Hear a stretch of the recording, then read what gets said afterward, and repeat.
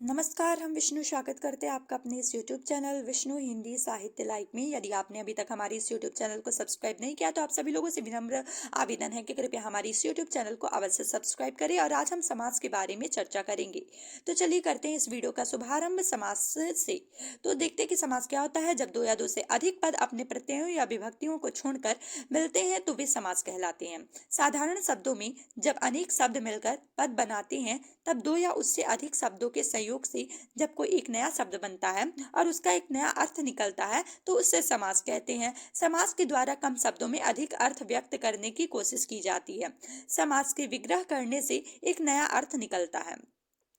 आते हैं समास के भेद की तरफ कि समास के कितने भेद होते हैं। पदों की प्रधानता को आधार मानकर समास को मुख्यतः 6 भागों में विभाजित किया गया है। अव्ययी भाव समास, तत्पुरुष समास, कर्मधारय समास, द्विगु समास, द्वंद्व समास और बहुब्रीहि समास। तो चलिए शुरू करते हैं अव्ययी भाव समास से कि क्या होता है। अव्ययी भाव समास में पहला पद प्रधान होता है। इसका पहला पद क्रिया विशेषण होता है तथा अन्य पद अव्यय का काम करते हैं। अव्ययी भाव समास में पहले पद की प्रधानता होती है। इसका अर्थ पहले पद पर ही आधारित होता है। उदाहरण यथा संभव, जैसा संभव हो। इसमें पहले पद यथा को महत्व दिया गया है, इसलिए यह अव्ययी भाव समास का एक उदाहरण है। प्रतिवर्ष में देखते हैं तो प्रत्येक वर्ष इसमें पहले शब्द प्रति को महत्व दिया गया है, इसलिए यह अव्ययी भाव समास के अंतर्गत आता है। आते अपने दूसरे समास की तरफ जो कि है तत्पुरुष समास। तत्पुरुष समास में दूसरा या अंतिम पद प्रधान होता है। इस समास के दूसरे या आखिरी पद को महत्व दिया जाता है और किसी एक विभक्ति का भी प्रयोग किया जाता है। इस समास के पदों के बीच किसी एक कारक की विभक्ति का प्रयोग अवश्य किया जाता है, जिससे इनकी पहचान करना आसान होता है। तत्पुरुष समास में प्रथम विभक्ति और अंतिम विभक्ति का प्रयोग नहीं किया जाता है। इसको को से द्वारा के लिए में से का पर आदि विभक्तियों का प्रयोग किया जाता है। उदाहरण के लिए राजपुत्र जो कि है राजा का पुत्र, इसमें दूसरा पद पुत्र को महत्व दिया गया है और का विभक्ति का प्रयोग किया गया है, इसलिए यह तत्पुरुष समास के अंतर्गत आता है। आकाश पतित में आकाश से पतित, इसमें अंतिम पद पतित को महत्व दिया गया है और से विभक्ति का प्रयोग किया गया है, इसलिए यह तत्पुरुष समास के अंतर्गत आता है।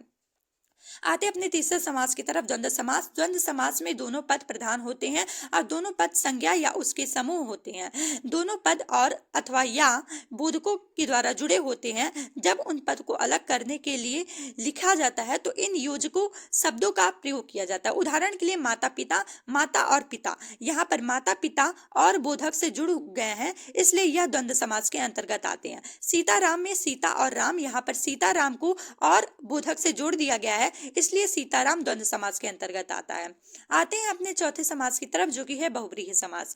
बहुब्रीहि समास में कोई भी पद प्रधान नहीं होता है। इसमें दोनों पद मिलकर एक नया शब्द बनाते हैं जिसका एक नया अर्थ निकलता है जो इस पद को परिभाषित करता है। उदाहरण के लिए नीलकंठ, नीला है कंठ, जिसका अर्थात सिर्फ यहाँ पर नीलकंठ का एक नया अर्थ निकाला गया है, इसलिए यह बहुब्रीहि समास के अंतर्गत आता है। गजानन में गज के समान मुख है, जिसका अर्थ गणेश है, यहाँ पर गजानन का एक नया अर्थ निकाला गया है, इसलिए यह बहुब्रीहि समास के अंतर्गत आता है। आते अपने कर्मधारय समास में तो ये क्या होता है। इस समास में दोनों पद प्रधान होते हैं। इसके पदों के बीच विशेषज्ञ, विशेषण, उपमान, उपमेय का भाव होता है।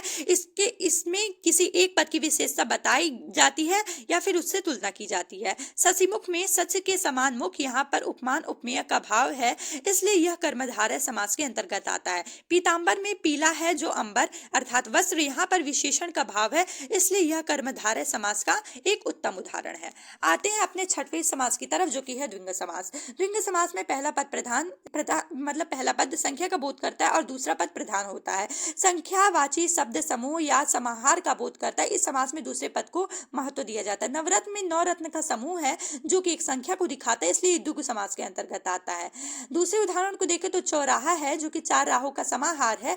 यहाँ पे 4 को एक संख्या माना गया है, अर्थात 4 एक संख्या, इसलिए द्विगु समास के अंतर्गत आता है।